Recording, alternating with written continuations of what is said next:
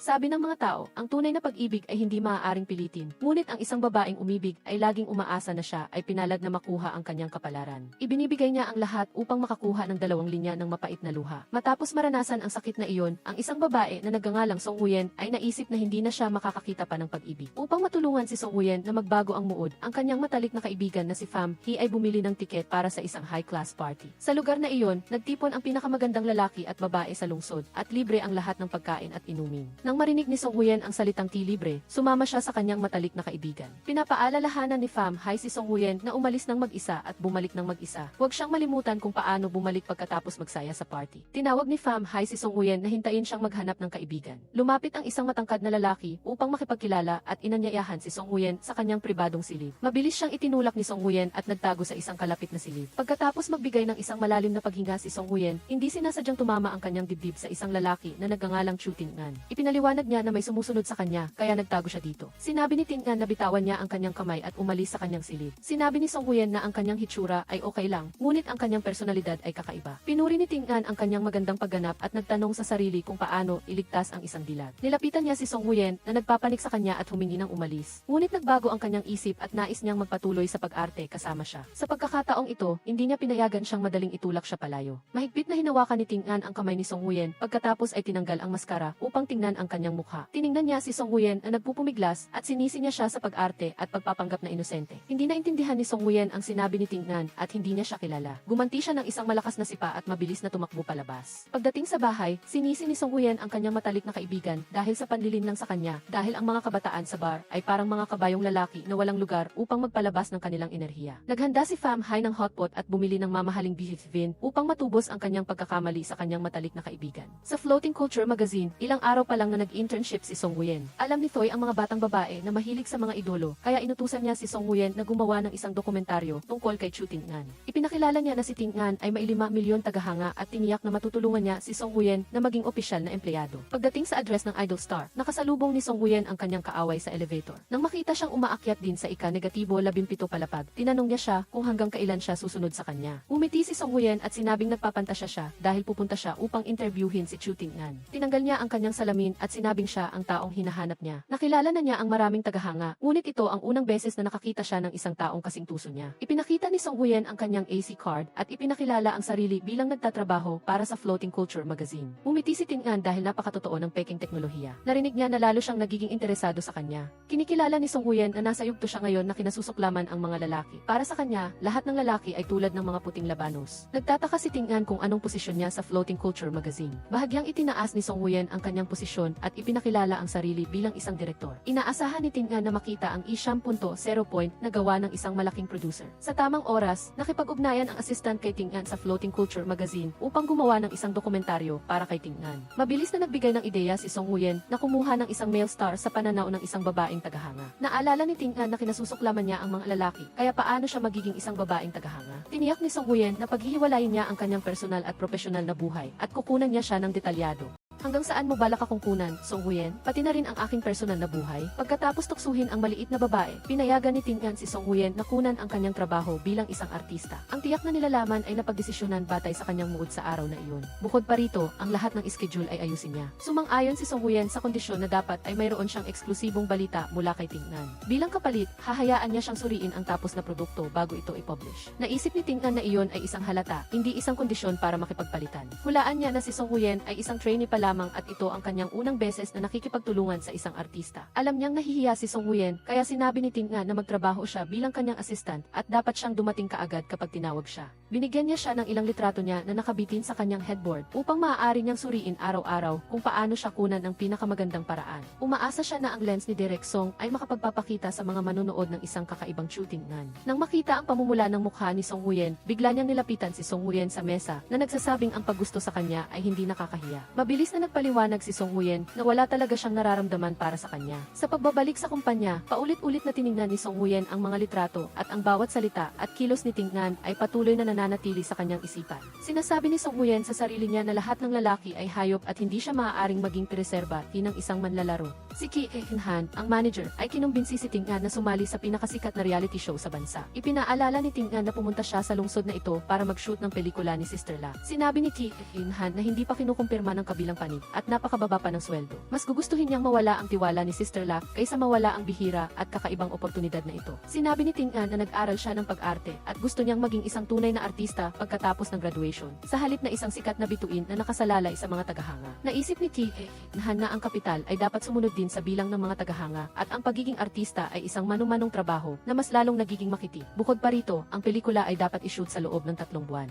Bawasan nito ang kasikatan ni Ting-an. Kung sakaling hindi mataas ang kita sa box office, maapektuhan pa nito ang kanyang reputasyon. Ngunit hindi alintana ni Ting-an ang mga bagay na iyon basta't maging totoo siya sa kanyang sarili. Sinabi ni Ki Eun-han na kailangan niyang umasa sa Floating Culture magazine upang kunan ng dokumentaryo dahil may mga chismis na nagsasabing si Ting-an ay may maluwag na pamumuhay at may isang sensitibong video na lumabas. Naisip niya na alam ni Ki Eun-han ang kanyang pamumuhay. Kung hindi pa niya nakita ang clip, paano niya nalaman na siya ang nasa litrato? Nang makita ang isang file ng mga litrato na may pirma ni Chu Ting-an, binati ni Pham Hee ang kanyang matalik na kaibigan dahil sa nalalapit niyang pagyaman dahil ang bawat litrato ay maaaring ibenta sa halagang 500. Sinabi ni Song Huyen na si Ting-an ay may pag-ibig sa sarili, mahilig mang-akit at ang kanyang personalidad ay mas masama pa kaysa sa karayom. Kung susubukan ni Song Huyen na ibenta ang mga litrato, siguradong lalamunin siya ni Ting-an ng buo. Narinig din ni Pham Hee na hindi maganda ang reputasyon ni Chu Ting-an. Mayroon pa siyang mga chismis na naugnay sa isang babaeng mang-aawit, ngunit hindi pa niya kinumpirma ang kanilang relasyon. Nakipagkita si Song Huyen kay Ting-an sa isang saa at ipinadala sa kanya ang plano para sa pag-shoot ng pelikula. Sumang-ayon siya na magkoordinasyon ng schedule, ngunit dapat bukas ang telepono ni Song Huyen 24 paghahati 7 at hindi siya maaaring tumanggi sa mga tawag kahit nasa hating gabi. Sumang-ayon si Song Huyen sa kondisyon na dapat siyang maglaan ng 3 oras bawat araw para sa pag-shoot ng pelikula. Sinabi ni Ting-an na dapat niyang sagutin agad ang telepono, hindi higit sa 2 minuto. Natakot si Song Huyen na hindi niya ito magagawa, ngunit susubukan niyang gawin ito. Nagtanong din siya, dapat tayong magpanatili ng tiyak na distansya kapag nakikipag-usap. Song Huyen, sino ang humawak lang sa kamay ko? Kung sakaling may masamang tao na sumusunod sa atin, paano kung tumalon ka sa aking mga braso? Naisip ni Song Huyen na iyon ay isang aksidente. Tiniyak niya na hindi siya mahuhulog dahil hindi siya naniniwala sa pag-ibig. Sa kanyang paningin, lahat ng lalaki ay pareho. Kapag nakuha na nila ang gusto nila, nagiging hayop sila. Nagkataon lang, hindi rin naniniwala si Ting-an sa luho ng pag-ibig. Sa unang araw ng pag-shoot, nakita ni Song Huyen si Ting-an na nakikipagkita sa isang matandang babae. Nagtaka siya kung hindi siya natatakot na gumuho ang kanyang imahe. Lumapit si Ting-an at sinabi sa kanya na itutok ang lens sa mukha ng babae. Ipinakilala niya, Direk Song ay gumagawa ng isang dokumentaryo tungkol sa aking tunay na buhay, kaya ina, magsalita ka lang ng normal. Sinabi ni MBS Chu na pinalaki niya si Ting-an para mamana ang negosyo ng pamilya, hindi para gumawa ng mga dokumentaryo. Nakita niya na ang kanyang anak ay naging isang artista sa loob ng maraming taon, ngunit hindi pa nakakakuha ng anumang parangal na nagpapatunay na hindi kinikilala ng industriya si Ting-an. Pagkatapos umalis ng matandang babae, agad na naisip ni Song Huyen ang isang paksa, isang sikat na artista na sumasalungat sa pagtutol ng kanyang pamilya at nagpapatuloy sa landas ng pagiging isang artista. Kinuha ni Ting-an ang memory card at sinabi na ang pag-shoot ngayon ay isang pagsubok lamang upang suriin ang kakayahan ni Direk Song. Sinisi niya siya sa paglalaro ng mga laro at pagpapagawa sa kanya ng walang kwentang pag-shoot. Nais ni Ting-an na gamitin ang pag-uusap upang magturo. Naalala ni Song Huyen na hindi lahat ay masaya na gawin ang gusto nila. Naintindihan niya ang ibig sabihin ni Ting-an kaya't sinimulan niyang aliwin siya. Naisip niya na siya ay napakagaling at mayroon siyang magandang nobya tulad ni Ki Eun-han. Unti-unting lumapit si Ting-an kay Song Huyen at sinabing si Ki Eun-han ay manager lang niya. Pumunta siya upang makipagkita kay Sister La. Ang aktor na si Jiang Fong ay hindi pumayag na gumanap si Chu Ting-an bilang bida. Akala niya ay inanyayahan ni Sister La si Liu Thu, ang hari ng screen, kaya sumang-ayon siya na gumanap bilang pangalawang bida. Sinabi ni Sister La na nabali ang binti ni Liu Thu at kailangang magpahinga ng 6 na buwan. Kahit na sikat si Ting-an sa pag-awit, nagmula siya sa performance department. Bukod pa rito, ang seroyuan na aktor ay mayroon ding malaking bilang ng mga tagahanga. Si Jiang Fong, nang makita na ang bilang ng kanyang mga tagahanga ay hindi mas mababa kaysa kay Ting-an, hiniling niya kay Sister La na muling isaalang-alang. Sinabi niya na si Ting-an ay nakapirma na ng kontrata at kung hindi siya sangkot sa isang malaking iskandalo, hindi niya papalitan ang bida. Nang dumating si Song Huyen sa set ng pelikula, sinisi siya ni Ting-an sa pagkalit. Sinisi ni Song Huyen ang mga baliw na tagahanga dahil sa kanya na nagpapahirap sa kanyang makapasok. Ipinaalala ng staff ng set ng pelikula kay Ting-an na kabisaduhin ang kanyang linya at sinabi niya na tatawagin niya ang isang tao upang mag-ensayo sa kanya. Tumanggi si Ting-an dahil mayroon ng isang aktres doon. noon. Sinabi niya na kung nais ni Song Wuyen na mag-shoot ng maaga, kailangan niyang mag-ensayo sa kanya. Sa pagsisimula ng unang eksena, ang bida ay nag-propose sa kanyang mahal. Ang bawat salita at tingin ni Tingnan ay napakabilis na tumibok ang puso ni Song Wuyen. Mabilis niyang ginising ang kanyang sarili at binasa ang bawat salita sa script. Biglang hinila ni Tingnan si Song Wuyen sa kanyang mga braso. Tinitingnan siya na parang siya ang kanyang buong mundo. Hindi niya mapigilan ang damdamin na nilikha niya sa kanyang sarili. Ang eksena ng halik ay nagdulot ng pagkalito kay Song Wuyen. Ang direktor ay sumigaw ng cut at ang buong crew ay pumalakpak sa pag-arte ni Tingnan. Tinanong ni Song Wuyen kung sinadya niya ba siyang tuksuhin. Song Wuyen, ang ibig mo bang sabihin ay ang halik na malapit ng mamukadkad? Song Wuyen, pumasok ka na ba sa papel? Sinundan ni Song Wuyen si Tingnan, sinabi sa kanya na maging mabait at hayaan siyang mag-shoot. Nang makita ang unang footage ni Song Wuyen, sinisi siya ni Manager Thoy dahil sa hindi niya paghahanda ng mabuti sa set. Ngunit pinuri ng Editor-in-Chief na si Ji Hee-duong ang totoo na paraan ng pagkuha na madaling pukawin ang simpatya ng mga manonood. Nagpasya siyang dagdagan ang budget para sa dokumentaryo na ito. Narinig niya na si Chu Tingnan ay mayroong ilang mga problema sa pag-ibig, kaya't sinabihan niya ang staff na kunin ang pagkakataon na makuha ang mainit na balita. Maagang umaga, tinawag si Song Wuyen upang kunan ng video si Tingnan na nag-ehersisyo. Nang makita si Song Wuyen na inaantok, hinimok niya siyang tumakbo ng isang round upang lumami. Sinabi niya sa kanya na hintayin siyang matapos maligo at mag-almusal sila ng magkasama. Biglang dumating si Manager Thoy, sumunod sa tagubili ng Editor-in-Chief. Tinuruan niya si Song Wuyen kung paano kumuha ng litrato ang matangkad na lalaki, ngunit sadyang hinawakan siya na nagdulot ng pagiging hindi komportable niya. Nakita ito ni Tingnan at mabilis na tumakbo upang paikutin ang kamay ng lalaking iyon. Nagmamadali siyang ipinakilala ang kanyang sarili bilang si Thoy Vin Trai, ang manager ng Floating Culture magazine. Pinagsalitaan ni Tingnan ang reporter na tulad ng isang aswang sa gitna ng sikat ng araw. Ipinaliwanag ni Thoy Vin Trai na tinuturuan niya lang si Song Wuyen na ayusin ang kamera sa mas profesional na anggulo. Sinabi ni Tingnan na siya mismo ang nagpasya sa mga anggulo at bukod pa rito, nakasaad sa kontrata na isang kameraman lang ang pinapayagan niya upang matiyak ang privacy. Sa elevator, sinisi ni Tingnan si Song Wuyen sa pagiging masyadong inosente. Sinabi niya na nagtrabaho siya ng masipag, ngunit hindi niya inaasahan na gagawa siya ng masamang bagay. Sinabihan siya ni Tingnan na anuman ang ginagawa niya, dapat niyang protektahan muna ang kanyang sarili. Nakita niyang walang awa siyang tinalikuran ng babae, ngunit napakahina niya sa iba. Kung minsan ay pinagbigyan ni Song Wuyen ang ganitong uri ng tao, tulad ni Thoy Vin Trai, tiyak na magiging mapagsamantala siya. Nag-aalala para kay Song Wuyen, hinikayat siya ni Tingmo na matuto ng ilang self-defense techniques. Para sa isang tao, tulad ni Song Wuyen na mahina sa pisikal na kakayahan, pinayuhan siya ni Tingmo na huwag makipaglaban batay sa lakas, kundi sa pamamagitan ng pamamaraan. Pagkatapos ng mahinang pag-atake ni Song Wuyen, itinuro ni Tingmo sa kanya kung paano pabagsakin ang kalaban. Sinuri niya ang bawat galaw, hindi sinasadyang lumalapit sa kanya. Biglang huminto si Tingmo, tiningnan si Song Wuyen at pagkatapos ay nagpatuloy sa pagtuturo sa kanya. Nang turn na ni Song Wuyen na mag-ensayo, lumapit siya na ikinabigla ni Tingmo. Pagharap niya, sumiksik siya sa mga bisig ni Tingmo, ngunit hindi niya ito nagawang pabagsakin. Sinabi ni Tingmo na gamitin niya ang lahat ng lakas ng kanyang 18 henerasyon ng mga ninuno at sa kanyang pagtataka, nagawa nga ito ni Song Wuyen. Sa sandaling bumagsak siya sa kanyang katawan, tila sabay na tumibok ang dalawang puso. Nang makipagkita kay Pham Hai, nagreklamo si Song Wuyen na ginawa siyang punching bag ni Tingmo. Naisip ni Pham Hai na gusto lamang ni Tingmo na magkaroon ng pisikal na ugnayan kay Song Wuyen. Gumamit siya ng barya upang hulaan ang romantic lock ng kanyang kaibigan. Ngunit ayaw ni Song Wuyen na maging isda sa fish pond ni Tingmo. Nais lamang niyang tapusin ang kanyang trabaho ng maayos. Naisip ni Pham Hai na ang trabaho ay hindi salungat sa pag-ibig. Gayunpaman, determinado pa rin si Song Wuyen na huwag gumawa ng parehong pagkakamali sa pangalawang pagkakataon.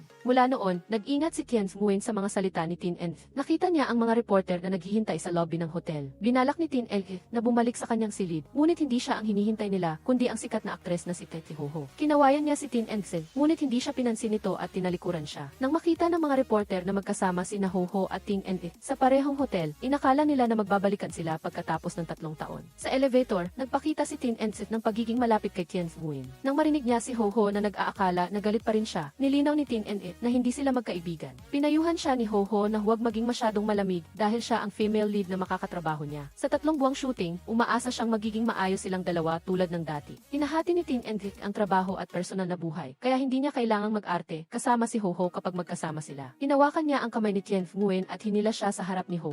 Pagbalik sa silid, nahulaan ni Tien Nguyen na si Ho ang dating kasintahan ni Tin En. Sinabihan siya ni Tin En na huwag magselos dahil wala na siyang relasyon kay Ho. Ipinaliwanag ni Tien Nguyen na gusto lang niyang maintindihan ito mula sa pananaw ng trabaho. Umamin si Tien Nguyen na gusto niya siya. Mabilis na nagdistansya si Tien Nguyen at inulit na itinuturing lang niya ang lahat ng lalaki na tulad ng repolyo. Sabi ni Tin En, Tien Nguyen, adik ka ba sa larong soft touch, tight grip? Lumapit si Tin En sa mukha ni Tien Nguyen tapos bigla siyang lumayo. Inamin niya na mukha siyang repolyo pero binalaan niya si Tien Nguyen na huwag hayaan hayaan na maubos ng mga baboy ang masarap na labanos. Nag-abang sina Giang Nguyen at Tin NS kay Ho Ho sa harap ng kanyang silid. Tinanong siya ni Giang Fong, bakit mo binago ang schedule mo para tanggapin ang pelikulang ito? Hula niya na hindi pa nakakalimutan ni Ho Ho si Tin Ensign kahit na sinaktan na siya nito. Naisip ni Ho Ho na pribadong bagay iyon sa kanya at walang kinalaman kay Giang Fong. Ho Ho, hindi mo pa rin ba naiintindihan ang nararamdaman ko? Alam ni Ho Ho na nag-aalala sa kanya si Giang Fong. Ngunit si Tin NS ang kanyang unang pag-ibig. Kung talagang gusto niya ang pinakamabuti para sa kanya, dapat ay maganda ang kanilang pag-arte sa pelikula. Nangako si Giang Fong sa sarili na ipapaintindi niya kay Ho Ho na siya lang ang karapat-dapat na leading man para sa kanya. Sa ilalim ng ilaw ng entablado, unang beses na narinig ni Tien Nguyen na kumanta si Tin Ens. Hindi maalis ang tingin ni Tien Nguyen sa kumikinang na anyo ni Tin Ens. Ibinahagi ni Tin Elif na ito ang unang pagkakataon na sinubukan niyang gumawa ng musika. Akala niya, ang kanyang puso ay parang isang tahimik na lawa, hanggang sa biglang may isang taong lumitaw at ginawang alon ang lawa. Muli siyang itinuro sa entablado at tinanong kung siya ba ang taong iyon. Sa banyo, sinabihan ni Tien Nguyen ang sarili na maging kalmado, ngunit nabangga niya si Tin Elif sa dibdib na naging dahilan para tuksuhin siya ng mga tagahanga. Tien Nguyen, sumalampak ka ba sa aking bisig dahil sa kahangahangang pagganap sa entablado? Nang marinig si Tien Nguyen na nag-aalangan, tinanong siya ni Tin Elif kung bakit siya humihingal. Inakala ba niya na ang pagpapahayag ng pag-ibig ay para sa kanya? Nagpanggap si Tien Nguyen na wala siyang narinig, ngunit tila naakit siya ng punasan ni Tin Elif ang patak ng tubig sa kanyang pisngi. Tien Nguyen, hindi ka ba nakarinig? Dahil ba hindi sapat ang ganda ng aking pag-arte? Naalala ni Tien Nguyen na ganoon din ang sinabi ng kanyang dating kasintahan, kaya agad siyang lumayo kay Tin Ens. Umaasa siyang pananatilihin niya ang kanyang pagpapahalaga sa sarili at titigil sa patuloy na paglapit sa kanya. Sa karerahan ng kabayo, nasaksihan ni Tien Nguyen ang ibang anyo ni Tin Ens. Para siyang isang prinsipe na nakasakay sa kabayo at papalapit sa kanya. Kahit sa screen lang ng kamera, sapat na iyon upang simulan ang pagkasira ng proteksyon sa puso ni Tien Nguyen. Pinuri ni Tin Ens ang magandang anggulo at ang malinaw na pag-unlad sa kanyang pamamaraan sa pagkuha ng video. Gayunpaman, mas gusto pa rin niya ang Tien Nguyen na napaka-objektibo noong una.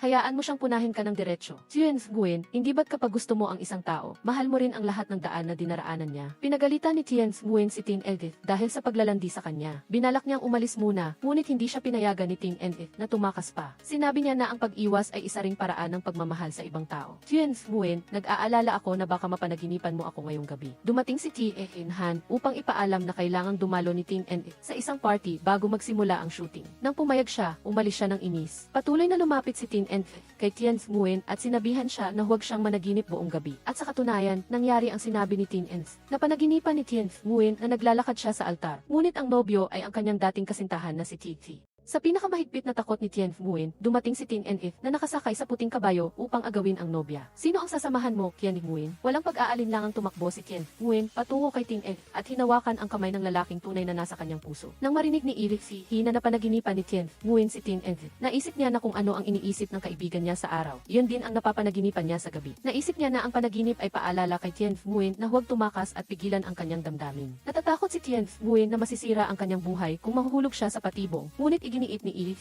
Hina ang pagiging matapang ay magbubunga ng magandang resulta. Pwede niyang gamitin si Tin NS para maging isang tunay na direktor. Habang interesado pa rin siya, kailangan ni Tien Nguyen na mabilis na kunin ang mga eksklusibong sikreto kung gusto niyang makapagtapos. Mayroon siyang matatag na posisyon sa editor's office, kaya dapat niyang samantalahin ang pagkakataong ito. Ngunit kapag nagsimula na ang laro, hindi dapat mahulog ang loob ni Tien Nguyen. Sa labas, isang tao ang tumulong kay Tin NS na ibigay ang mga bagay kay Tien Nguyen. Nagpadala siya ng isang kasuotan para isuot niya sa party ngayong gabi. Sa unang pagkakataon na dumalo sa isang malaking party, medyo hindi sanay si Tien Nguyen. Isang staff ang lumapit at nagtanong dahil hindi siya mukhang miyembro ng crew. Ipinakilala ni Tien Nguyen ang sarili at sinabing inimbitahan siya ni Tin Ens. Nang sabihin sa kanya na mali ang kanyang imbitasyon, agad siyang tumawag kay Tin Ens. Ngunit si Tie Han ang sumagot. Sinabi niya na abala si Tin Ens sa isang photoshoot kaya hindi siya makakadalo sa party. Inakala ng staff na nakikipagsabuatan si Tien Nguyen sa mga artista, kaya pinaalis niya ito. Lumapit si Tet Ho Ho at sinabi na kilala niya si Tien Nguyen. Nagbubulungan ang mga tao sa paligid nang makita nilang suot ni Tien Nguyen ang replika ng damit ng sikat na aktres. Nagkunwari si Ho Ho na mabait at sinabing gusto lang nila ni Tien Nguyen ang parehong damit. Sa likuran niya, bigla siyang nagbago ng ugali at sinabi kay Tien Nguyen na hindi ibig sabihin na kung gusto mo ang isang bagay, karapat-dapat ka na sa kanya. Nalaman ni Tien Nguyen na si Ho Ho ang nagpadala ng imbitasyon at damit sa kanya. Iniling niya kay Giang Fong na kunan sila ng litrato ni Tien Nguyen. Sa kabila ng pagpapanggap ni Ho Ho, itinulak siya ni Tien Nguyen palayo. Naawa si Giang Fong kay Ho Ho at pinapaalis niya agad si Tien Nguyen Nguyen ng mga gwardiya. Sa pinakamalungkot na sandali ni Tien Nguyen, lumitaw si Ting En at sinuportahan siya. Patawad, Tien Nguyen, huli na ako. Hinawakan niya ang kamay ni Tien Nguyen at dinala siya sa gitna ng party. Ipinakilala niya si Tien Nguyen bilang isang mahusay na direktor mula sa Bongbeng Magazine at ang taong namamahala sa kanyang dokumentaryo. Hindi niya papayagan ang sinuman na insultuhin o maging hindi maganda ang ugali sa kanya. Ipinaliwanag ni Ho Ho na aksidenteng nakasuot si Tien Nguyen ng parehong damit sa kanya. Sinabi ni Tin En na siya ang nagbigay ng damit kay Tien Nguyen at sa tingin niya ay mas bagay ito sa kanya. Dahil ang mata ni Tin En ay nakatuon lamang kay Tien Nguyen, tinanong ni Giang Fong si Ho Ho kung sigurado ba siyang gusto nitong makipagbalikan sa kanya. Kinabukasan, natakot si Ki Han dahil nag-espekulasyon ang mga netizens na may relasyon si Tin En sa tatlong tao sa hotel. Sa nakaw na larawan, malabo ang mukha ni Tin En, ngunit ang tsinelas na suot niya ay talagang regalo ng fan club sa kanya. Sa lobby, tinanong ng mga reporter si Giang Fong kung ano ang tingin niya sa chismis tungkol sa relasyon ni Tin En sa tatlong tao sa hotel. Ipinakilala ni Giang Fong si Tien Nguyen bilang isang mabuting kaibigan ni Tin En at tiyak na mas kilala siya kaysa sa kanya. Sinikap ni Tien Nguyen na manatiling kalmado at iginiit na si Tin En ay hindi kailanman nagkaroon ng immoral na pag-ugali o anumang diwastong relasyon sa sinuman. Dumating ang ina ni Tin En upang kausapin siya. Binalaan siya ni Empress na huwag sirain ang reputasyon ng pamilya. Naisip niya na kung buhay pa ang kanyang ama, tiyak na maniniwala ito sa kanya. Patuloy na pinagalitan siya ni Empress dahil ginagamit niya ang pelikula bilang dahilan para maging mapagbigay sa labas. Pwede niyang burahin ang lahat ng balita sa internet, ngunit kailangang bumalik si Tin En sa kumpanya. Tumanggi siya at sinabing hindi niya kailangan ang tulong ng kanyang ina. Galit na sinampal siya ni Empress sakto namang nakita ito ni Tien Nguyen. Maingat siyang lumapit at tinanong si Tin En kung masakit ba. Sinabi niya na mas masakit pa kaysa sa sakit ay ang makita siya ni Tien Nguyen na nahihiya. Ibinahagi ni Tien Nguyen na noong bata pa siya, hinahabol siya ng kanyang ama gamit ang tsinelas sa buong kapitbahayan. Tin En gusto ng lahat na baguhin ang ibang tao sa mundong ito, lalo na ang mga mapaniil na magulang. Sa huli, lahat sila ay nagmumula sa pagmamahal sa kanilang mga anak. Naiintindihan ko ang iyong ina dahil kailangan din niyang turuan ang kanyang mga anak sa hinaharap. Gayunpaman, panig ako sa iyo dahil sa iyong pagiging matyaga sa iyong karera. Gusto mong maging matigas ang ulo at hawakan ang iyong kapalaran sa sarili mong mga kamay. Ikaw ay ikaw, Tin En, at hindi mo kailangan ng pagkilala ng lahat. Hanggat wala kang pinagsisisihan, walang sinuman ang makakahadlang sa iyong paglalakbay na puno ng mga hamon. Kung magpapatuloy ka o titigil ka, nakasalalay iyon sa iyong determinasyon at lakas ng loob. Tien Nguyen, talagang naaliw mo ako. Sa labas, nakita niya si Tien Han. Sinabi ni Tien Nguyen na hindi maganda ang pakiramdam ni Tin En, kaya hindi niya ito kinunan ng pelikula at nanatili siyang kaibigan niya. Sinabi ni Tien Han na lumampas na si Tien Nguyen sa kanyang limitasyon. Hindi niya kailangan ng mga kaibigan at sa loob ng maraming taon, siya lang ang may karapatang makasama siya. Umaasa si Tien Han na mag-iingat si Tien Nguyen sa kanyang posisyon at hindi magdadala ng iskandalo kay Tin En. Bilang pasasalamat sa mga nakakagaan na salita ni Tien Nguyen, inimbitahan siya ni Tin En na maghapunan. Tinawagan niya si Tien Han upang ipaliwanag na naalala niya noong nag-shooting siya ng music video sa hotel. Ang larawan sa internet ay kinuha noong dalawang modelo mula sa crew ang kumatok sa kanyang pinto. Sinasabing naiwan nila ang kanilang makeup sa silid ni Tin En. Sinabi niya kay Tien Han na hilingin sa hotel na suriin ang security camera na maaaring magpatunay na kinuha lang nila ang kanilang makeup. Natatakot si Tien Nguyen na ang kanyang pagiging kasama ni Tin En sa gitna ng chismis ay makakaapekto sa kanyang karera. Nagpaalam siyang uwi na para kumain ng instant noodles. Ngunit pinilit niya itong manatili upang magpalakas. Sakto namang tumawag si Tien Han at sinabing naghihintay ang mga reporter sa harap ng restaurant. Hindi pa humuhupa ang chismis tungkol sa kanyang pagiging mapagbigay, kaya hindi sila maaaring makuna ng litrato na magkasama ni Tien Nguyen. Nagsuot si Tin En ng maskara at hinila si Tien Nguyen pa uwi upang kumain ng noodles. Nang marinig niya ang mga yabag, mabilis niyang hinawakan ang kamay ni Tien Nguyen at maingat siyang hinila upang maiwasan ang paningin ng iba. Kinabahan si Tien Nguyen, ngunit hindi pa rin niya nakalimutang bitawan ang kamay ni Tin En.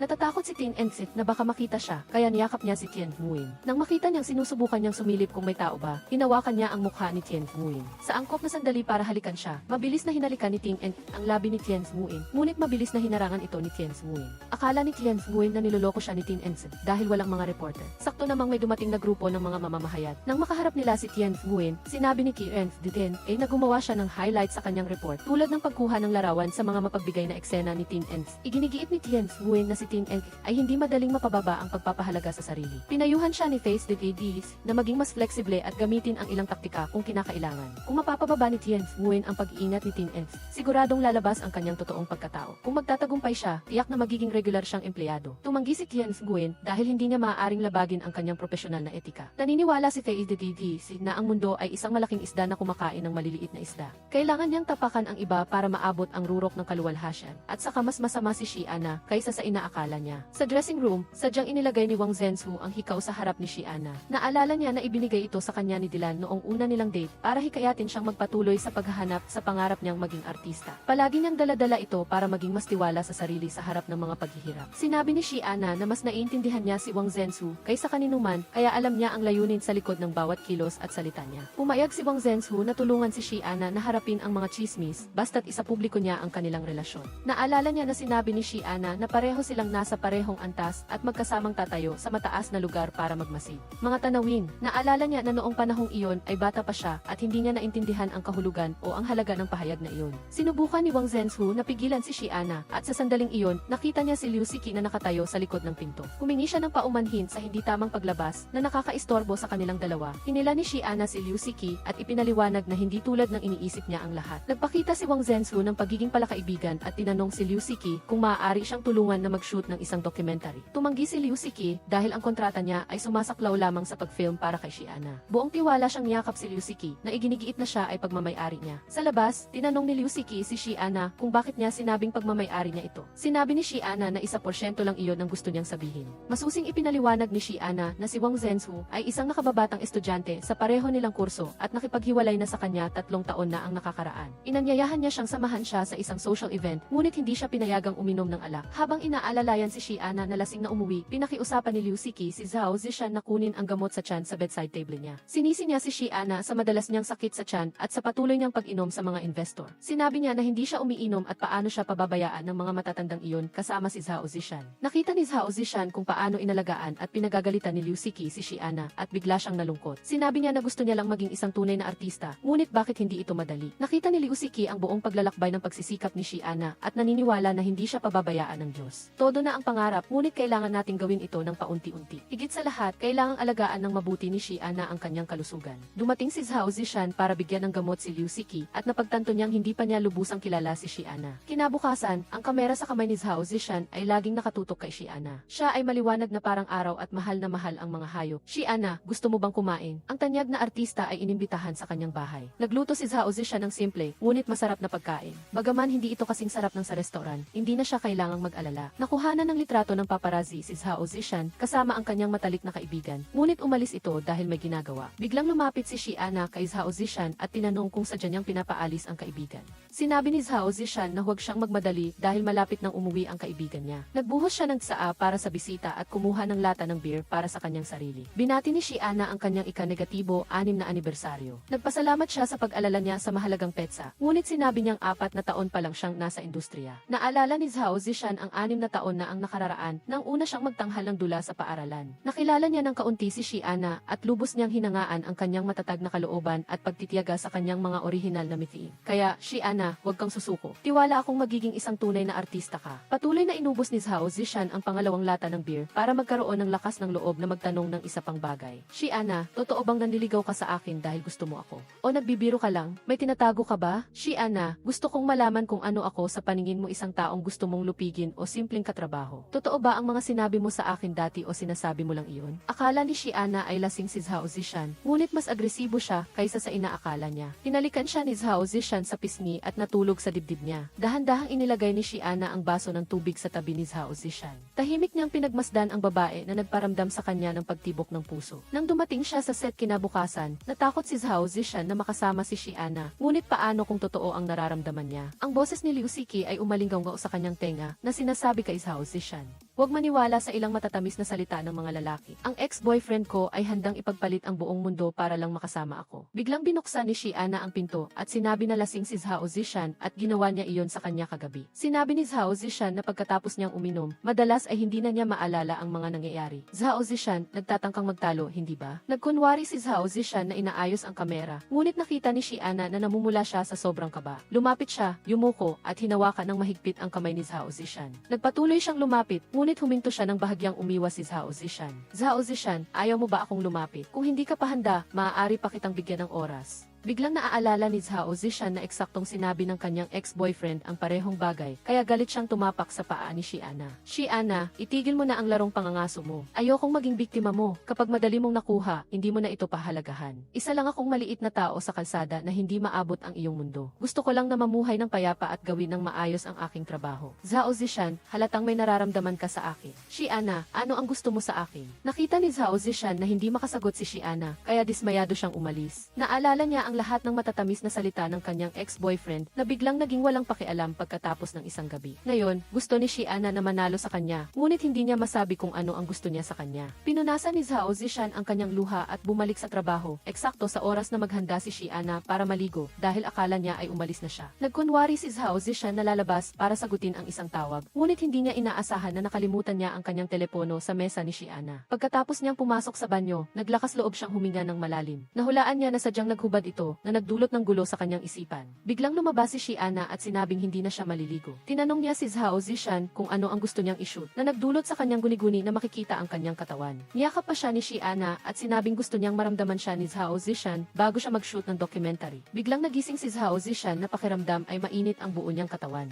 Sinabi niyang kailangan niyang tanggapin ang isang package, kaya humingi siya ng paumanhin para kunin ang kamera at umalis. Naiwan si Shiana na may malalim na ngiti. Ngunit pagkatapos ng photoshoot, hindi pa rin nakita ni Shiana si Zhao Zishan. Nagmamadali siyang lumapit upang humingi ng paumanhin para sa trapiko. Akala ni Shiana ay nahihiya siya sa kanya, kaya hindi na siya naglakas loob na magtrabaho pa. Itinuwid ni Zhao Zishan na siya ay isang napaka-profesional na tao. Sa sandaling iyon, tumawag si Liu Siki para paalalahanan ang kanyang matalik na kaibigan na dumalo sa reunion. Pagkatapos marinig na tumanggi si Zhao Zishan, nagtataka si Shiana kung bakit hindi siya pupunta. Sinabi ni Zhao Zishan na may isang taong hindi niya gustong makita doon. Ipinagpalagay ni Shiana na ang pag-iwas ay magpaparamdam lamang sa taong iyon na pinapansin niya ang kanyang presensya. Kapag naglakas loob siyang harapin siya, siya lang talaga ang makakawala sa pasanin sa kanyang puso. Nagtanong si Shiana kung ex-boyfriend ba niya iyon, ngunit sinabi ni Zhao Zishan na tsismoso siya. Sa script reading room, naghintay si Shiana kay Zhao Zishan, ngunit hindi siya dumating. Sa sandaling iyon, nag-text siya na nagpasya siyang pumunta sa reunion. Naramdaman ni Shiana na hindi pa nakakalimutan ni Zhao Zishan ang kanyang ex-boyfriend, kaya nag-isip siya ng mga sitwasyon. Nag-flirt sila at nagkabalikan. Tiningnan niya ang profile ni Zhao Zishan at nakita ang isang magandang larawan niya kasama ang kanyang mga kaklase. Sa kabilang banda, ang klase ni Zhao Zishan ay naglaro ng Truth or Dare. Nang matalo si Zhao Zishan, narinig ng kanyang mga kaibigan na nag-shoot siya ng isang entertainment film. Kaya lahat sila ay nagtataka sa buhay ng isang artista. Akala ni Zhao Zishan ay parang ordinaryong tao lang sila, na paminsan-minsan ay nakakaranas ng mga paghihirap at problema. Sa wakas ay dumating si Zheng Yangshan at umupo sa harap ni Zhao Zishan. Sinabi ni Liu Siki na huwag siyang mag-ilusyon dahil ang kanyang matalik na kaibigan ay nasa tabi ng sikat na heartthrob araw-araw, na lumalabas pa sa bote ng tubig na iniinom nila. Alam ni Zheng Yangshan na gusto ni Zhao Zishan na patunayan na maayos ang kanyang buhay, ngunit hindi na kailangan pang gumawa ng kasinungalingan para lang masatisfy ang kanyang pagmamayabang. Hinamon siya ng kanyang mga kaibigan na tawagan si Shiana, ngunit nahihiya siyang abalahin siya sa pagbabasa ng script. Tinawanan nila siya at inakalang nagsisinungaling siya. Pinayuhan ni Zheng Yangshan ang kanyang ex-girlfriend na maging seryoso sa kanyang trabaho at huwag mag-isip ng mga walang kabuluhang bagay. Zhao Zishan, umalinggaw ang boses ni Shiana at hindi makapaniwala si Zhao Zishan sa nakita niya. Tinanggal niya ang kanyang maskara at sinisi siya sa paghihintay sa kanya. Habang nakatingin ang kanyang mga kaibigan sa kanila, sinadyang bigang diin ni Shiana ang kahalagahan ni Zhao Zishan. Sinabi niya na pumunta siya doon upang tanungin si Director Zhao Zishan tungkol sa schedule ng pag-shoot kinabukasan. Humingi siya ng pahintulot na maupo na nagdulot ng paghiyawan sa kanyang mga kaibigan. Nakaramdam siya ng kakaibang tingin sa pagitan ni Zhao Zishan at ng lalaking nasa harap niya. Nagpakita si Shiana ng pag-aalala sa publiko para sa kanya. Nang marinig niyang tinanong siya ng lalaki kung siya ba si Shiana, nagtaka siya kung siya ba ang boyfriend ni Zhao Zishan.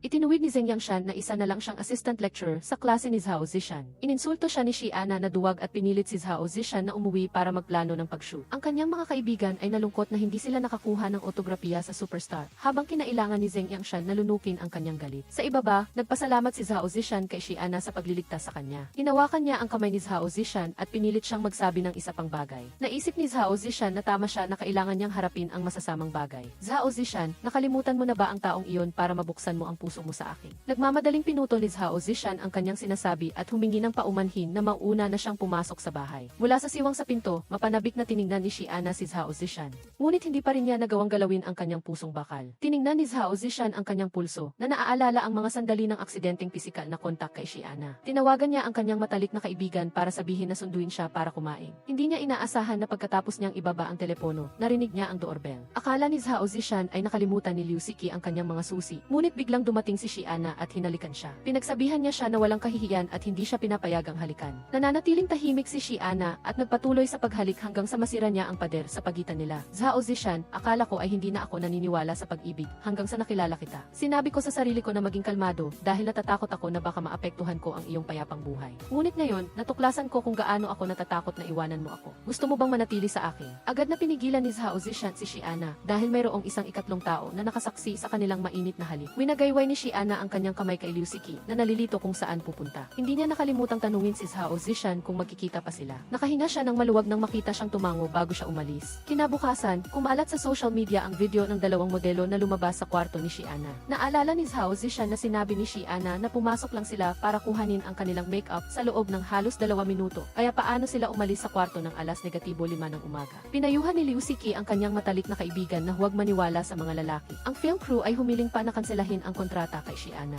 Samantala, sinabi ni Liu Siki na ang hotel ay nag-iimbak lamang ng video footage sa huling 3 buwan at ang video sa internet ay tiyak na sinadyang i-edit ng ibang tao. Ang dalawang modelo ay tila naglaho na sa China. Habang ipinapaliwanag kay Zhao Zishan, tiniyak ni Xiana na wala siyang ginawang anumang bagay na labag sa kanyang konsensya. Ngunit hindi interesado si Zhao Zishan kung totoo o hindi ang video at sa halip ay nakatuon sa rate ng kita. Kung bumagsak ang presyo ni Xiana, kailangan niya siyang iwanan. Sa kasalukuyan, ipinagpaliban ng mga investor ang pag-usad ng proyekto, kaya pansamantalang ihinto ang pelikula. Habang nasa balkonahe para magpahangin, nagulat si Zhao Zishan nang makita si Xiana na nakaupo sa harap ng kanyang gate. Lumabas siya at nagtanong kung bakit siya nakaupo doon. Zhao Zishan, gusto kong maging mas malapit sa iyo. Xiana, huwag mong sisihin o parusahan ang iyong sarili dahil sa panandali ang paghihirap. Nagreklamo siya na sinabi niya ang kakaibang mga bagay noong nakaraang gabi na nagdulot sa kanya ng pag-iisip buong gabi at pagkatapos ay nanatili siyang hindi nagpaparamdam buong araw. Humingi ng paumanhin si Xiana dahil sa pag-aalala ni Zhao Zishan. Sinabi niya na ang dalawang modelo ay pumasok lang sa kwarto para kuhanin ang kanilang makeup, ngunit sadyang na-edit ng iba. Xiana, nagtitiwala ako sa iyo. Sa panahon ng pag-shoot, nakita ko ang pinakatunay na Xiana. Mahal mo ang iyong propesyon, matatag ka, at pantay-pantay ang pakikitungo mo sa lahat. Gagamitin ko ang aking lens upang sabihin sa lahat kung gaano ka kahanga-hanga. Natatakot si Xiana na hindi niya malalagpasan ang chismis na ito.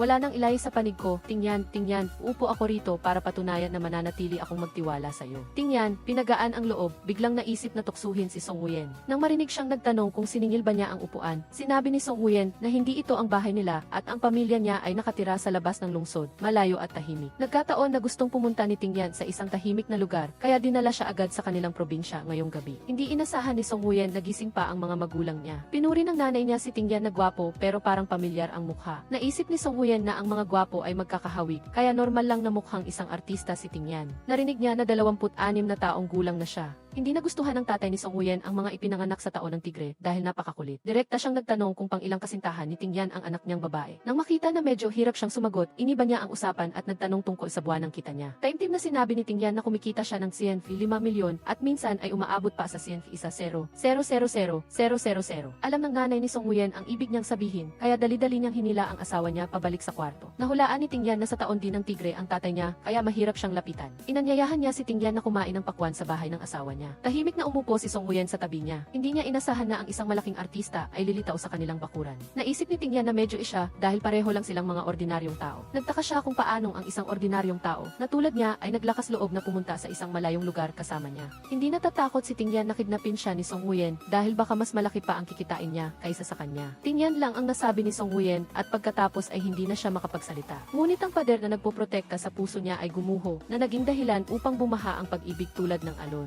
Sa sandaling ito, Tingyan, gusto kita. Maaari ba tayong maging magkasintahan? Naalala ni Tingyan ang dati niyang relasyon kay Hao Hao. Sabay nilang pinangarap na maging tunay na artista. Ibinigay pa niya ang kanyang mga resources para sa pelikula at palaging sinuportahan ang kanyang kasintahan. Ngunit nang masumikat na siya, nagsimula siyang magsinungaling sa kanya. Iniwan ni Hao Hao ang graduation play nila ng boyfriend niya upang hanapin ang sarili niyang pagkakataon. Nakita niya na bago pa man siya makapagtapos, pinapansin na siya ng lahat, habang siya naman ay parang isang attachment lang na mailabel na kasintahan ni Tingyan. Tinanong ni Tingyan kung ginamit ni Hao Hao ang kanyang ganda para makuha ang pangunahing papel mula kay Director Liu. Ngunit nagreklamo si Hao Hao na seloso lang siya. Naniniwala siya na ang pagmamahal ay parang diploma o kailang kahit wala ka nito. Sa mundong ito, maliban sa nanay ni Tingyan, walang ibang babae ang magmamahal sa kanya ng dalisay. Nang makita si Tingyan na nakayuko habang kumakain ng pakwan, ngumiti na lang si Song Wuyen. Umalis ng maaga si Tingyan kinabukasan. Nag-text siya para humingi ng paumanhin dahil kailangan niyang bumalik. Nang makabalik siya sa hotel, pinalibutan siya ng mga reporter. Dali-daling dumating si Zuyan para tulungan siya.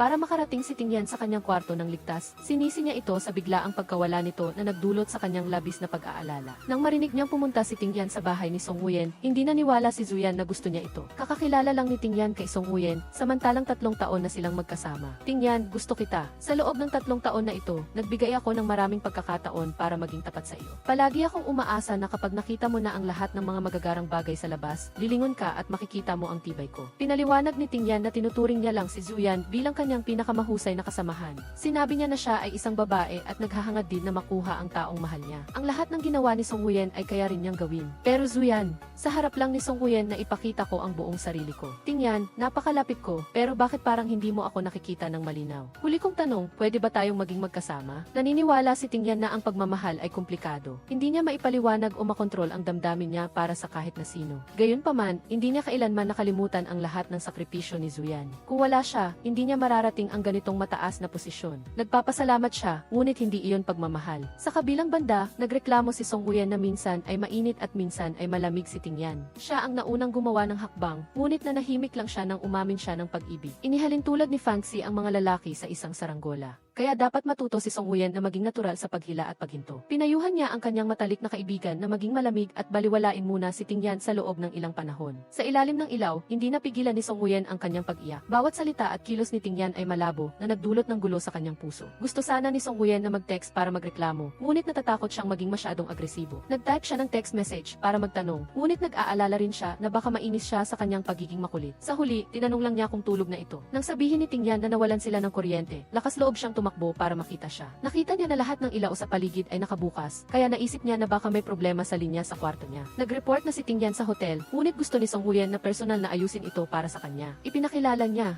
isa siyang eksperto sa tuwing nagkakaroon ng short circuit sa inuupahan niyang bahay. Pero nang buksan niya ang circuit breaker, hindi umilaw. Hindi sinisi ni Tingyan si Song Wuyen at hiniling pa niya na tulungan siyang ubusin ang isang kahon ng ice cream. Tingyan, ano ba ang kinatatakutan mo? Hindi rin maintindihan ni Tingyan ang sarili niya. Baka takot siyang magsimula ng isang relasyon. Tinanong ni Song Wuyen kung bakit siya laging nagkukusa, tapos sinasabi niyang hindi niya maintindihan ang sarili niya. Tingyan, hindi mo ba gustong subukan kahit minsan? Natatakot si Tingyan na hindi magbunga ang kanyang pagsisikap, tulad ni Song Wuyen na sinubukang ayusin ang kuryente pero nanatili pa rin sa dilim. Tiwala na umakyat si Song Wuyen para buksan ang circuit breaker at biglang umilaw ang lahat ng ilaw sa kwarto. Sadyang hindi niya ito binuksan kanina para ginagapang niya sa dilim saglit. May mga paghihirap si Tingyan na parang kailangan niyang umakyat ng bundok at tumawid ng ilog. Ngunit sa totoo lang ay panandalian lang ito. Pinag-ibig mo ako at tinanggap ko na buksan ang puso ko pagkatapos ng isang masakit na pagbagsak. Matapos kong matukoy ang aking damdamin, buong tapang akong sumulong. Pero hindi ka man lang pantay sa isang babaeng tulad ko. Tingyan, harapin natin ang ating mga puso, okay? Nang makita si Tingyan na nakayuko ang ulo, inamin ni Song Wuyen na natalo siya. Tingyan, pumapayag ako. Ang sagot ni Tingyan ay nag-uumapaw sa emosyon ni Song Wuyen. Itinago niya ang kanyang mga luha sa balikat ng kanyang kasintahan at marahan siyang niyakap ng binata. Sa press conference, formal na pinabulaanan ni Tingyan ang mga chismis tungkol sa love triangle. Dati ay hindi siya nagsasalita dahil iniisip niya na hindi niya kailangang patunayan ang isang bagay na hindi niya ginawa. Ngunit kamakailan ay nakilala niya ang isang taong nagpatibok ng kanyang puso. Natatakot siyang saktan siya ng mga chismis, kaya nag-aalangan siyang tanggapin ang pag-ibig nito. Gayunpaman, mula ngayon, gusto niyang baguhin ang sarili niya para hindi siya maging duwag sa mata ng kanyang kasintahan. Kaya gusto niyang linawin na hindi siya kailanman nasangkot sa isang love triangle. Ang video sa internet ay malisyosong inedit. Sana ay maging matalino kayo. Nagsismisan ang online community na inilalantad ni Tingyan ang pag-ibig niya kay Lin Hao Hao. Naisip nila na kung magpapatawad ang aktres. Patunayang malinis si Tingyan. Sadyang nag-post si Hao Hao ng smiley face na nagdulot ng gulo sa online community. Sa kabilang banda, nagtaka si Song Wuyen kung sino ang babae sa kwento ni Tingyan. Ibinunyag niya na ang pangalan ng kanyang kasintahan ay Song Snail. Nang nasa basement na sila ng parking lot, susundan sana ni Song Wuyen ang kanyang kasintahan papunta sa kanyang apartment. Nang pigilan siya, tinanong niya kung paano niya pauwiin ang kanyang kasintahan sa alas 8:30. Natatakot si Tingyan na isipin ng kanyang kasintahan na sinasamantala niya ito, ngunit handa siyang sundin ang gusto nito. Nagalit si Song Wuyen at tinawag ang driver niya para ihatid siya sa bahay. Dali-daling humingi ng paumanhin si Tingyan, ngunit mas mahirap siyang suyuin kaysa sa inaakala niya. Gayunpaman, sa huli, hindi pa rin napigilan ni Song Wuyen ang sarili niya na umakyat sa apartment ni Tingyan bilang kanyang kasintahan. Naramdaman niya na parang kakaiba ang kapaligiran. Sinubukan niyang sabihin na nauuhaw siya at hindi niya inaasahan na masunurin siyang pagsisilbihan nito. Unti-unting lumapit si Tingyan at inilagay ang kanyang kasintahan sa sofa. Natatakot siyang baka kung hindi siya maging disente, hindi na makakauwi ang sinuman sa bahay sa loob ng isang linggo. Pinayuhan ni Song Wuyen ang kanyang kasintahan na maging disente at siya na lang ang matutulog sa sofa. Pumayag si Tingyan at pumasok sa kwarto para kumuha ng unan para sa kanyang kasintahan. Sadyang hinimas-himas ni Song Huyen ang unan para mapalapit siya. Naalala niya ang sinabi ng mga tao na kung magkadikit ang linya ng palad ng dalawang tao, tiyak na sila ay nakatadhana. Lumampas si Tingyan sa kamay ni Song Huyen at sinabi na kulang pa siya ng kumot. Mabilis siyang pumasok sa kwarto para kumuha ng kumot at sinabihan siyang matulog ng mahimbing. Naramdaman ni Song Huyen ang matinding pagkatalo. Tamang-tama na binuksan ni Tingyan ang pinto, ngunit kumuha lang siya ng baso ng tubig na lalong nagpalala sa galit niya. Maaga pa lang, pinagmamasdan na ni Tingyan si Song Huyen na natutulog sa sofa. Tahimik siyang humiga sa tabi niya at nilanghap ang amoy ng katawan nito. Magkasalikop ang kanilang mga kamay. Ginising niya ito ng isang malambing na halik. Magandang umaga, Song Huyen.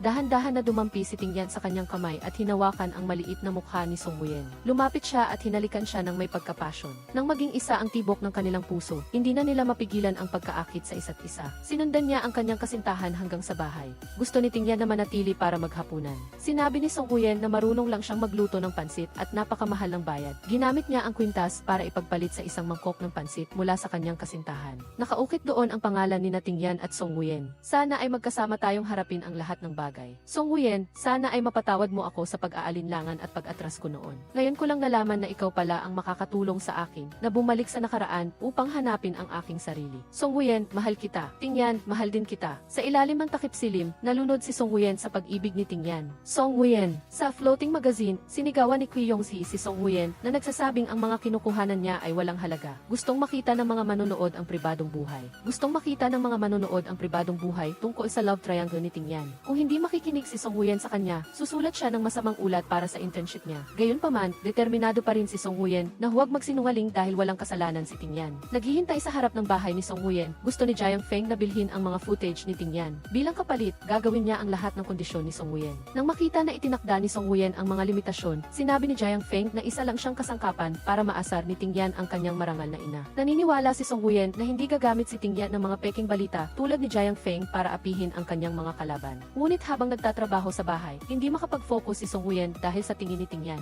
Sinabi niya na pinag-aralan niya ng mabuti ang mga social media account ng dalawang modelo. Sa kwarto ni Tingyan, sa wakas ay natagpuan niya ang kanilang pangalawang account. Doon, nag-post sila ng isang larawan na mukhang kinunan sa kwarto ni Tingyan. Nagtaka siya kung paano sila nakakuha ng litrato sa umaga kung kinuha nila ang kanilang makeup sa gabi. Hula ni Song Huyen, kinunan nila ang litrato pagkatapos mag-check out ni Tingyan. Tiningnan niya ang petsa na ipinapakita sa larawan. 2 araw pa bago maging 3 buwan, kaya tiyak na nakaimbak pa rin ito sa kamera ng hotel. Batay sa larawan, natuklasan ni Zuyan na inarkila ng dalawang modelo ang kwarto pagkatapos umalis si Tingyan. Malinaw na naitala ng kamera ng hotel ang oras ng kanilang pagpasok at pag-alis. Ipinadala na niya ito sa pulisya at malapit nang mahuli ang nagpabagsak kay Tingyan. Tinawag ni Zuyan si Tingyan para bumalik sa paggawa ng pelikula, ngunit bumaling si Tingyan kay Song Huyen para magdiwang. Sa paligsahan ng kabayo, naalaala ni Tingyan na madalas silang pumunta dito ng kanyang ama noong bata pa siya. Sinasabi ng nanay niya na walang silbi ang pagsakay sa kabayo, ngunit pareho nilang gusto ang kalayaan. Nang malaman ng nanay niya na patagong sinasama siya ng tatay niya sa pagsakay sa kabayo, nag-away sila ng matindi. Sinabi ni Tingyan na malapit na siyang pumasok sa film crew at baka hindi siya makapaglaan ng maraming oras para sa kanyang kasintahan. Nang makipagkita siya kay Song Huyen, ipinakilala ng nanay ni Tingyan ang isang maliit na hotel na pag-aari ng pamilya nila. Mayroon itong isang sikat na restaurant at chef sa mundo. Narinig niya na mayroon ding restaurant ang mga magulang ni Song Huyen at gusto niyang subukan ito kung sakali. Sinabi ni Song Huyen na mayroon lang silang outdoor farm. Naghahain ng merienda tulad ng barbecue o maanghang na hotpot. Sinabi ng nanay ni Tingyan na gusto niyang gawing ampon si Song Huyen. Pagkatapos niyang magtapos, maaari siyang pumili ng posisyon sa kumpanya ng pamilya. Magbubukas din siya ng tindahan para sa mga magulang ni Song Huyen. Ipinakilala niya ang isang mapapangasawa para kay Song Huyen, ngunit kapalit nito, kailangan niyang iwanan si Tingyan.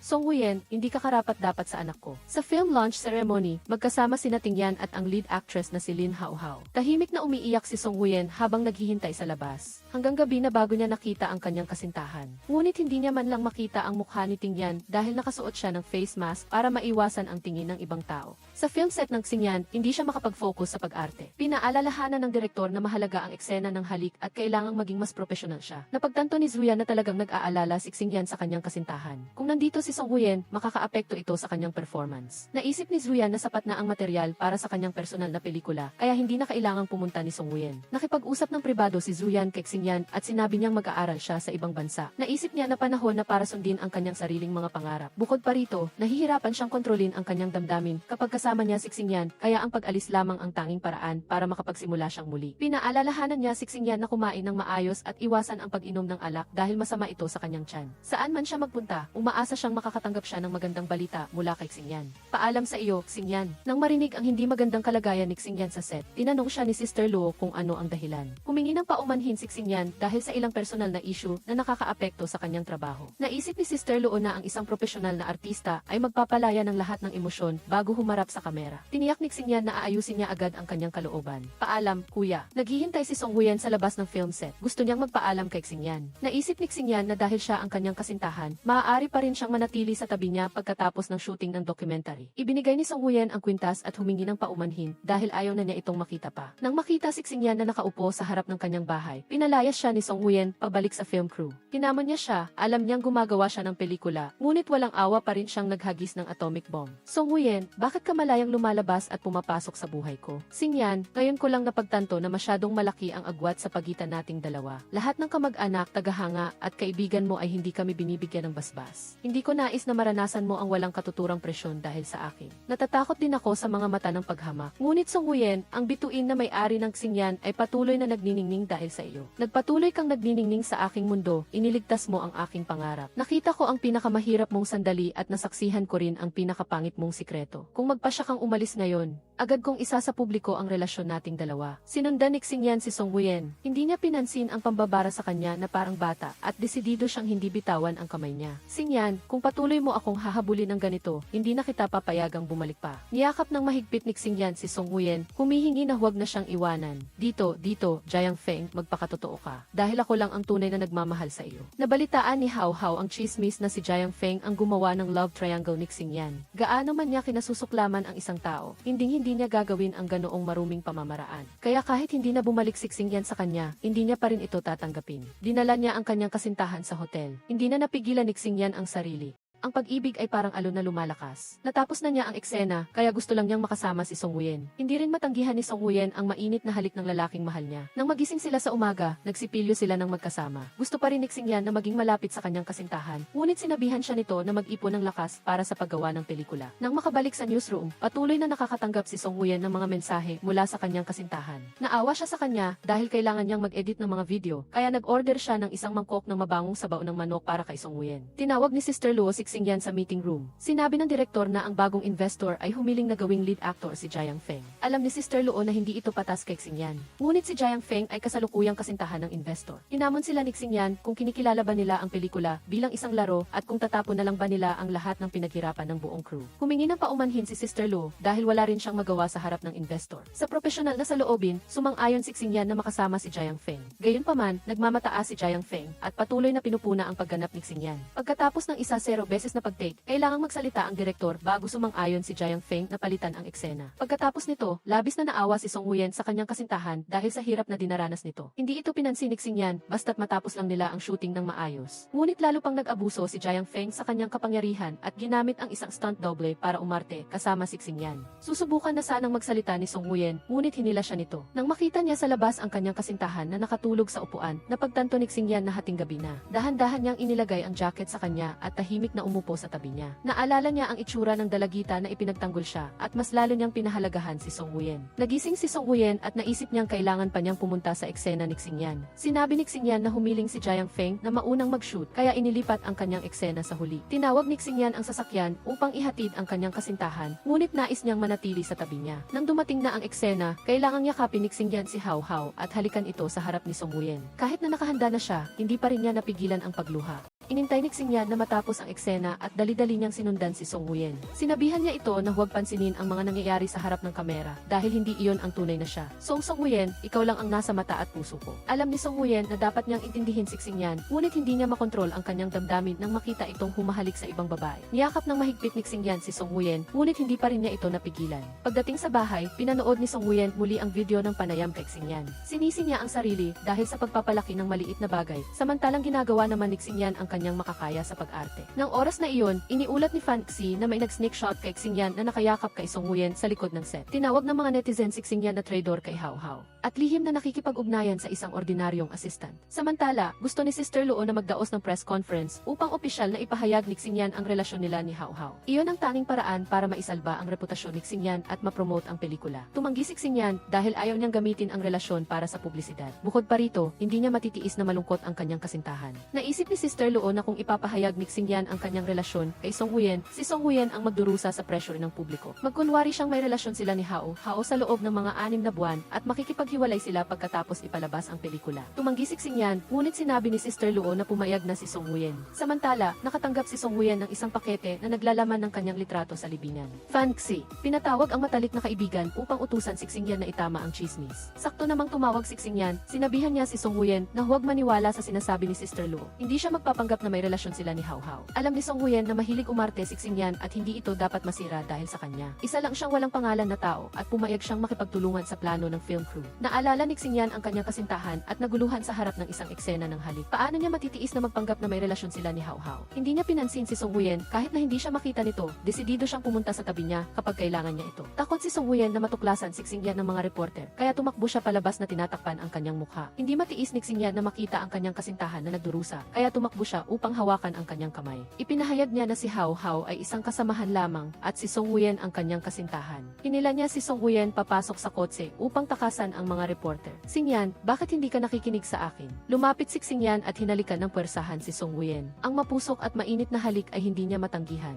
Ang pagkasabik at pagmamahal sa kanilang mga puso ay biglang lumabas sa sandaling ito. Song Huyen, basta't nasa tabi ka, malulutas ko ang lahat. Nakipagkita siya kay Hao Hao. Xingyan, humingi ng tulong kay Hao Hao upang itama ang maling impormasyon tungkol kay Song Huyen. Tinanong ni Hao Hao, hindi ka man lang nakipag-ugnayan sa akin sa loob ng 3 taon. Ngunit dahil kay Song Huyen, nagpunta ka pa para humingi ng tulong sa akin. Pumayag si Hao Hao na tulungan si Song Huyen. Sa kondisyon na bumalik si Xingyan sa kanya, nagsumikap siya sa loob ng maraming taon upang maging karapat-dapat na makasama siya ng hayagan. Naniniwala si Xingyan na ang pag-ibig ay hindi nangangailangan ng pantay na katayuan. Ano man ang katayuan ni Song Huyen, siya ay palaging ang pinakamaganda sa kanyang puso. Napagtanto ni Hao Hao na nagkamali siya noon nang isakripisyo niya ang lahat para maging karapat-dapat sa kanya. Sa sandaling iyon, tinawagan siya ni Sister Luo at pinagalitan siya dahil sa kanyang hindi maingat na pagkilos na naging dahilan upang ipatigil ng investor ang proyekto. Kung hindi niya mabilis na mapapawi ang galit ng publiko, iyak na kailangan niyang umalis sa film crew. Dinala ni Inay ang kanyang kasintahan pa uwi. Kailangang harapin ni Xingyan ang kanyang ina. Tinanong ng kanyang ina kung gusto na ba niyang pamahalaan ang kumpanya dahil sa maraming problema na kinakaharap niya. Nagpasya si Xingyan na hindi sumuko dahil naniniwala siya na kaya niyang bumangon muli. Kung hindi siya ang bida, magiging supporting actor siya. Kung hindi, magiging extra siya. Naisip niya na bibigyan siya ng oras ng pagkakataon na ayusin ang lahat. Pumayag si Inay na tulungan siya sa kondisyon na makipaghiwalay siya kay Song Huyen. Sa pagitan ng pag-arte at pag-ibig, kailangan niyang pumili ng isa. Hindi pumili si Xingyan dahil pareho itong tama.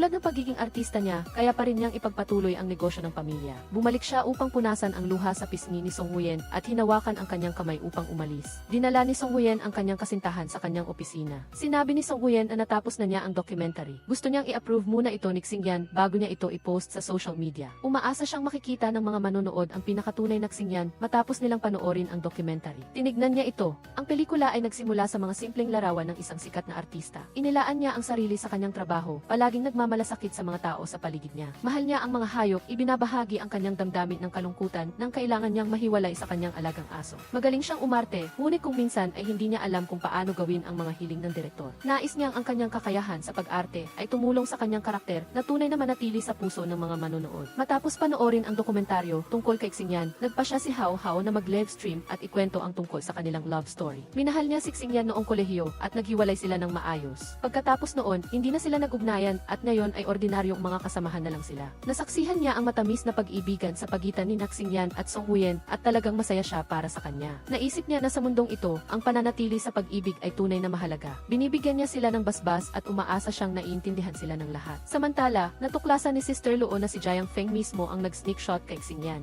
Maaari siyang pumayag sa masamang pag-arte, ngunit hindi niya matatanggap ang isang taong may masamang pag-ugali. Kahit na may gastos, tatanggalin niya ang lahat ng eksena ni Jiang Feng. Bukod pa rito, sumuko na ang dalawa dalawang modelo ay kakaharapin ni Jiang Feng ang kaso ng paninirang puri. Sa wakas, malayang makakasama na ni Song Huyen ang lalaking mahal niya. Sa ilalim ng nagliliwanag na sikat ng araw, naghalikan sila ng matamis. Kahit na hindi pa rin siya naglalakas loob na magpakita sa matao na lugar, pinamamahalaan pa rin niya na bigyan siya ng mga sandali ng ganap na kaligayahan. Kalahating taon pagkatapos, nilaktawan ni Xingyan ang award ceremony para salubungin ang Pasko kasama ang kanyang kasintahan. Nagpatugtog siya ng isang love song at itinaas ang isang karatula na may mga salita na nais niyang sabihin. Song Huyen, ang award ceremony ay hindi kasing halaga mo. Bukod sa Pasko, gusto rin kitang opisyal na mag-propose. Song Huyen, magpakasal ka sa akin. Song Huyen, inilahad ang kanyang kamay bilang tanda ng pagsang-ayon na mananatili siya sa tabi ni Xingyan magpakailanman. Sa wakas, nalampasan nila ang lahat ng pagsubok upang makasama ang isa't isa. Song Huyen,